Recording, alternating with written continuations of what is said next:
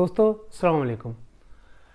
हम जिस मौजू पर आज बात करेंगे वो आजकल ज़्यादा नौजवानों और बच्चों और बच्चियों में सबसे ज़्यादा अहम है। वो मौजू है एक्नी का। एक्नी एक कंडीशन का नाम है। कुछ फॉलिकल्स हार्मोन्स और खुराक की बेतदालियों की वजह से ये जिस्म पर दाने पैदा हो जाते हैं और या ख़ुसूसन चेहरे पर दाने पैदा हो जाते हैं जिनको एक्नी कहा जाता है। इसकी बहुत सारी वजूहत होती हैं। ये हार्मोनल फ्लक्चुएशंस की वजह से ज़्यादातर होते हैं और ये एंड्रोजन हार्मोन्स जो होते हैं ना वो उसकी जो डिस्टर्बेंस है उसकी वजह से ज़्यादातर बनती हैं।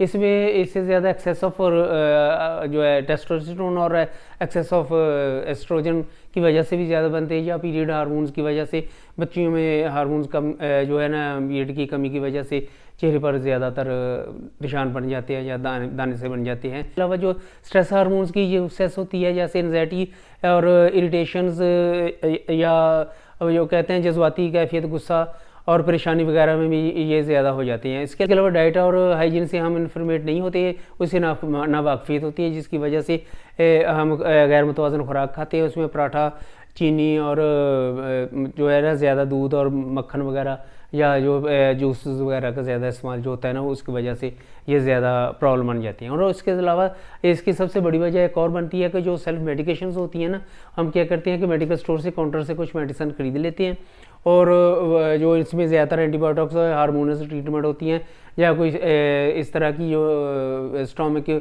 को प्रॉब्लम करती हैं जो है ज़्यादातर एंटीबायोटिक खाने की वजह से, और इसकी वजह से चेहरे पर जो दाने बनने शुरू हो जाते हैं। और इसके अलावा अगर जो है ना ये जेनेटिक्स में भी सबसे ज़्यादा प्रॉब्लम आती है, यानी जिनके वालिदैन में ज़्यादा जो ऐसी प्रॉब्लम होती है ना उनके बच्चों में भी ज़्यादा होने के चांसेस ज़्यादा होते हैं। तो इसके अलावा रेशमी कपड़े और तंग कपड़े पहनने की वजह से भी इसके जो प्रॉब्लम्स और रैशेस और एक्नी बनने के चांसेस ज़्यादा हो जाते हैं। तो इसके अलावा चलते हैं अब हम होम्योपैथिक मेडिसिन की तरफ।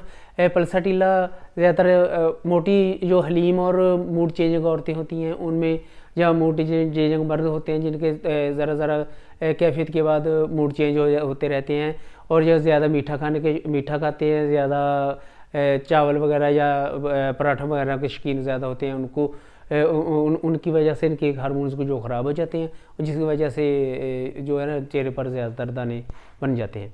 और उसके अलावा जो है ये काली आयोडाइड होती है, ये जो नौजवान बच्चों और बच्चियों में एस्ट्रोजन या टेस्टोस्टेरोन की जो है ना डिस्टर्बेंस की वजह से ज़्यादा बनते हैं और इस वजह से इसके लिए काली आयोडाइड बहुत मेडिसिन बेहतरीन होती है। इसके लिए जाता है सल्फर आयोडाइड है। सल्फर आयोडाइड जो होती है ना ये गर्मी से ज़्यादा सेंसिटिव होता है बच्चा या जो है जो पेशेंट कोई भी होता है, तो और उसके ज़्यादातर माथे पर दाने निकलते हैं।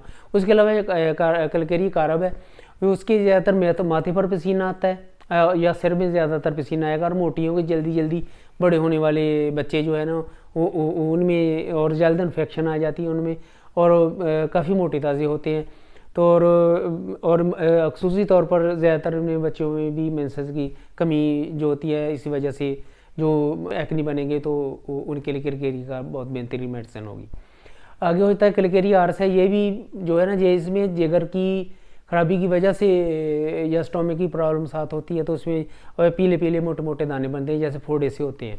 और इसके अलावा आती है हेपर सल्फर होती है। जो हेपर सल्फर में जो दाने होंगे ना वो नीचे से सुर्ख होंगे और ऊपर उनके दाने होंगे और ये पुरदर्द होते हैं। मुंह धोने के लिए भी तकलीफ़ होती है, मुश्किल होता है उसमें इनमें मुंह धोना भी, और उस पेशेंट सर्दी से बहुत सेंसिटिव होता है। और उसके बाद बेलाडोना तो वो भी सुर्ख दानों में बहुत बेहतरीन काम आती है। आगे होता है थायराइड होते हैं। थायराइड की प्रॉब्लम की वजह से मतलब बहुत सारे मिसाइल होते हैं, इनमें एक्नी भी साथ में आ जाता है, या T3 T4 या T6H के मरीज़ों में भी इस तरह की प्रॉब्लम होते हैं जिसकी वजह से जिस पर मोटापा भी तारी हो जाता है।